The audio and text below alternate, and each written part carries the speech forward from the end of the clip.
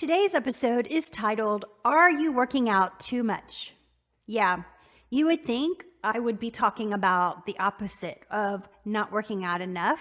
But here lately, I have found a lot of my friends and clients and colleagues are working out too much. And a lot of my questions I've been asked lately have to do with exercise and what's happening and why they're not getting results. And a lot of it is because they are working out too much. So let's get into the episode. Welcome to my YouTube channel. My name is Kathy Owen, certified fitness trainer and life coach since 2002, teaching Stop the Mind Screw process. On this channel, we talk about fitness, mindset, habits, wellness, and a little reality transurfing. But today, we are talking about fitness and are you working out too much? There are signs that you may be working out too much. What are those? Exhaustion, constant fatigue, irritability, prolonged muscle soreness, and fitness plateaus. And I would say that fitness plateaus is the biggest sign, and we will discuss it in detail in just a minute. I was chatting with a friend in the gym the other morning, and I told him that I had been on rest days for the last 3 days. And he looked at me funny and said, "Oh no, I'm afraid I'll lose momentum." Actually, this is a common thought process and is nothing new, but this thought can really change your body and your gains. Challenging yourself in a workout is one thing. Ramping up training too much, too hard, too quickly, however, can pose serious health risks. I see so many who work out every single day, thinking that if they take a day off of rest or that they rest, they will be taking it easy, when in fact, it's the other way around. Another thing I see is they think because they work at a desk job, that is their rest. This is a big no-no. Over-exercising can have significant effects on mood and energy levels. According to NASM, the fatigue and low energy associated with over-exercising can cause irritation, anger, problems with sleep, problems with productivity, and lack of enjoyment of your typical interests and hobbies. Oh no. One of the biggest red flags that you are doing too much too fast is an elevated resting heart rate, loss or change in appetite, or mood changes, and sleep disturbances can also occur. You can also increase the risk of injuries, and I've seen this so many times, like stress fractures, muscle strains, runner's knee, joint pain, tendinitis, and bursitis. I've seen this too. Shoulder impingement, anyone? Still exercising? Rest is imperative. The reason I mentioned shoulder impingement is because that is one of the most common injuries I see. And even today, I have friends who have shoulder impingement and yet are still in the gym daily. Here are 10 signs of overtraining. Number 1, decreased performance. A drop in your workout performance is one of the earliest signs of overload. Altered performance levels are often more apparent in endurance activities, such as running, swimming, and cycling. So in my episode last week, I talked about aging and hormones and what happens with that. And I had gotten into a disagreement with a girl in the menopause group about headaches and exercise. And she told me that she was doing cardio exercise. She was running every day. However, she was overdoing it. She was definitely probably overtraining. And number 2, she was releasing more cortisol by just doing a slow and steady state run. Most likely there were no spikes in her heart rate on her workout. Number 2, is disinterest in exercise. A significant decrease in motivation or enjoyment of the activity can be a major sign of burnout. This more often occurs in weightlifters, sprinters, or soccer players who are driven by speed and power. So when I was talking to my friend in the gym the other day, when I told him I was taking a rest day, he looked at me in shock and he was like, "Oh, I never thought of that." But then he further alluded to another gal in the gym he talked to that experienced burnout, and she got to where she burned out. She's still in the gym every single day, but she wasn't. Most likely what happens is they don't even realize this is the case, that they are overtraining. So the third sign of overtraining is fat gain. If you've lost weight but notice an increase in body fat, you could be in the later stages of exercise overload. The body responds to prolonged stress by elevating levels of stress hormones, including cortisol, and I talk about cortisol all the time. Over time, this will lead to increased storage of fatty tissue, as well as inhibit steroid-like hormones that normally help increase muscle. A decrease in muscle mass can cause you to shed a few pounds, but this isn't necessarily a good thing, since it means your body is less efficient at burning fat. Number 4 sign of overtraining is mood changes. You suffer from depression, anger, confusion, anxiety, and irritability are common when your body is overstressed physically. Those same stress hormones you release when you're emotionally stressed are also released when you're physically overloaded. And number 5 sign of overtraining is delayed recovery time. You have persistent muscle soreness that lasts for hours or days after your workout is a sure sign you need more rest. Number 6 is elevated resting heart rate. When you put more stress on the heart, it has to work a lot harder. An increase in your normal resting rate, say from 50 beats a minute to 65 beats a minute, could indicate that you're placing excessive stress on your body. If you have a smartwatch, I advise you to monitor this on a regular basis. Number 7 sign of overtraining is fatigue. Mental or physical grogginess is a hallmark sign of overtraining. The knee-jerk reaction to sluggishness is to exercise for an energy boost, but it's a catch-22. Another workout might wake you up short term, but you'll be worse off later. Number 8, insomnia. Being in a state of overload often comes with disturbed sleep patterns. So instead of getting that much needed rest, you become restless and can't fall asleep. Number 9, diminished appetite. A decrease in appetite can occur in the middle to later stages of overtraining and goes hand in hand with feelings of fatigue and lack of motivation. By slowing down bodily processes like metabolism, the body attempts to force reduction in its workload. So you start to gain. And number 10, a weakened immune system. Don't try to push through that exercise funk or you'll keep sliding down to a weakened immune system, inflammation, and outright injury. Remember my friend with the shoulder impingement? Yeah, that was me at one time, but I did rest. I took my time off, so my injury recovered in 3 months instead of 6 months. You have to rest.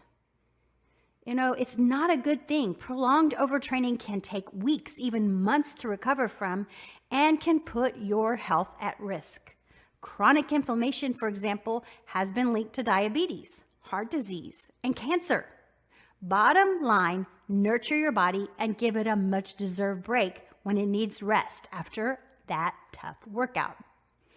When the body doesn't have time to heal, you risk getting overuse injuries like tendinitis, fatigue, or tendon tears.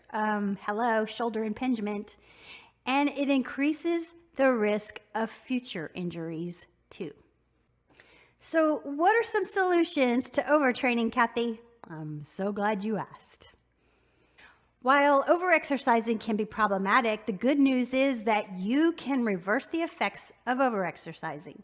The first thing you can and should do is rest. I told my friend that he needed to take a day off, and the look on his face was of shock and even fear. He even told me a few of his friends in the same gym have burnout because they work out daily. Honestly, my friend needs to take at least 2 weeks off, but I didn't tell him that because that would have scared him to death. But I am sure he won't hear of it anyways, unless he happens to listen to this episode and knows that I'm talking about him. By the way, there is more than one him, in quotes, that I am friends with in that gym who overtrain. So a solution to overtraining is to take 1 or 2 weeks off of training completely, which may be long enough for mood and energy levels and motivation to return to typical levels for you. If you're still experiencing symptoms of overtraining after taking that much time off, it's a good idea to check in with your doctor to see if you need to take more time off or if there's an underlying problem that needs to be addressed.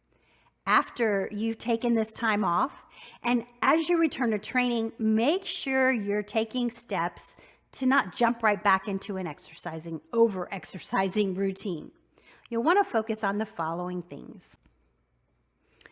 One of the first things you want to focus on is eating well. You'll want to nourish your body with the calories you need for how active you are. Make sure you are eating a balanced, nutritious diet. What does that mean, Kathy? Well, I like to say eat a high protein, high quality, lean protein, high complex carbohydrates, and low healthy fat diet. That is high protein. Make sure the protein is lean.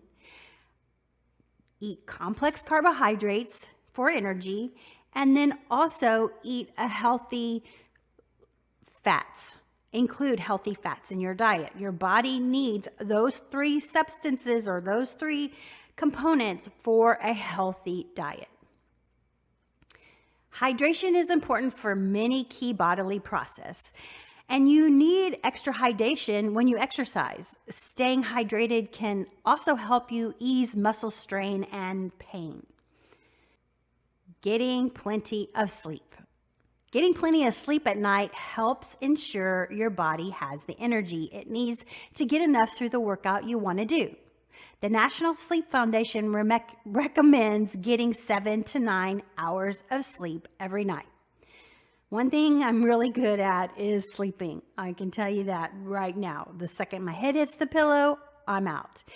And part of the reason is because I do rest my body and give it time to recuperate. I'm really, really good at listening to what my body needs.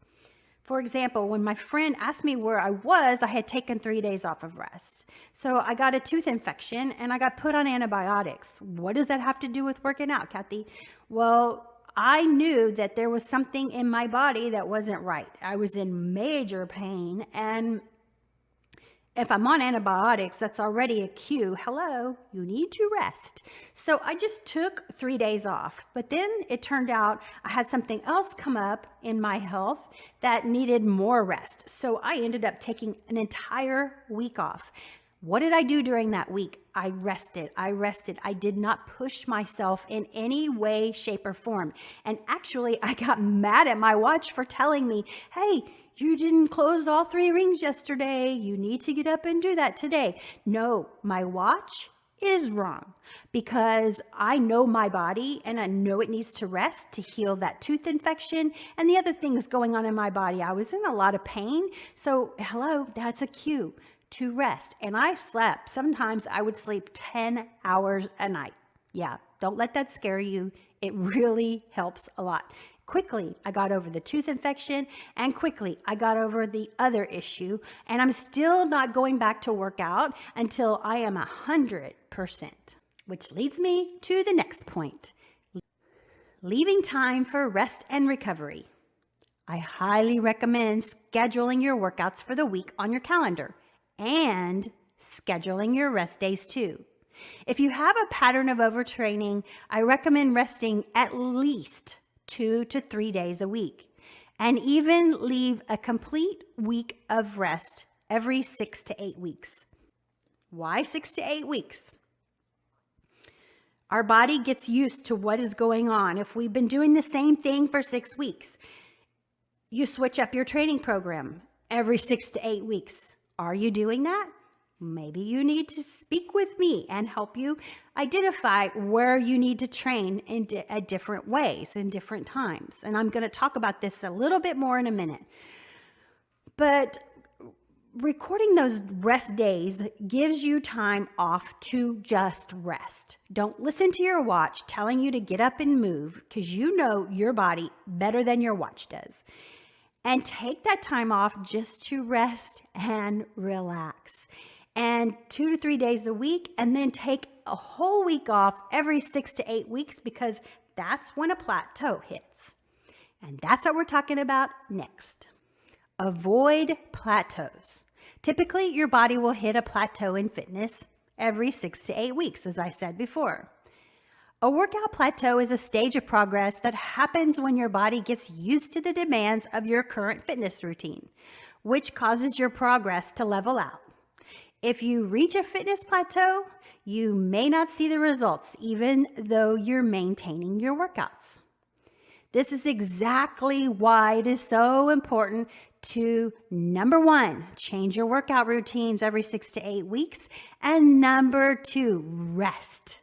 After you've rested for 1 to 2 weeks, and I know that's probably scary for some of you, start back with something totally different. Go from the gym to a Pilates or yoga class, which are both great, by the way, especially if you've been in the gym all this time. Or change your workout split so you hit all the muscle groups in a different way. Your body will not only thank you, but reward you with much love and the results you're looking for. I promise. Don't overdo it. Avoid exercising in extreme heat or cold. And if you live in Texas like I do, we've had 100-degree temperatures several days in a row. Be very careful and drink extra water. But when you exercise in extreme heat or even extreme cold, it's more taxing to the body. And cut back on exercise when you're coping with a lot of other stressors in your life. Yeah, I can't stress that enough. Replenish your body with fluids. Drink lots and lots of fluids, including fluids with electrolytes and potassium. Water, coconut water, cherry juice, and electrolyte-enhanced sports drinks are all good choices. If it's hot out or you're sweating more than normal, you'll need even more fluids. The electrolytes are important. I actually take a drink with me to the gym that includes electrolytes, and I'll include a link in the show notes and the description on that. But that helps me get those electrolytes replaced in my body that I have drank. And I also drink that sometimes, like when it's really hot and I sweated a lot, or I just feel tired and I just need a little extra boost. This drink does not have caffeine in it. It just has electrolytes. It has BCAAs in it, and it also has potassium. And prioritize recovery. While it's important to work hard while training, it's equally as important to let your body properly recover. If I haven't said that enough. Take care of sore muscles with muscle recovery methods that actually work, and make sure you are foam rolling and stretching on a regular basis. So sore muscles, I absolutely love Epsom salt. Now, maybe perhaps you can't soak in Epsom salt, so make sure that that's okay for your body, because I know some people with diabetes are not supposed to use Epsom salt, but Epsom salt bath soaks are wonderful because the Epsom salt, I don't know what it is. It pulls the toxins from your body, like lactic acid and things like that. And my son was an athlete in high school, and he used to come to my house and just put the Epsom salt baths and soak in them, and it would help his muscles recover quickly so he could go back to the sport the next day without any complications. Also, make sure that you're foam rolling at the end of your workout, or if you have extra sore muscles, foam roll the crap out of them. And then stretch on a regular basis. When should you stretch? You should stretch after your workout, not before, because you'll put your muscle in a way it doesn't work as often. It doesn't work as it does once it's stretched. Stretching also helps prevent soreness, so we do it at the end. And hold your stretches for 30 seconds, maybe 15 if you're really quick like my client. He likes to just quickly go through the stretching. But you can also stretch once you get home, and you can stretch later in the day. I heard it said that David Goggins stretches for 2 hours a night. It's a little overdoing it, but yeah, it's very important to make sure you stretch. That's why yoga and Pilates are a great addition to your gym workouts. So how will you rest and recover? You know, I hope this episode hit home in a good way and let you know that it is not only okay to rest, even if you have a desk job, but it is imperative. Yeah, please take a break. Please take some time off and enjoy yourself. And it's also a method of self-care, which is super important. I can't wait to see what you do with this. All right, that's my episode for today. Thank you for spending some time with me today. And I hope you enjoyed this episode. If you know somebody who can benefit from this, or you know somebody who's in the gym too much and maybe needs to take a break, please share this episode with them. And until next time, I'll see you next time. Peace out and namaste.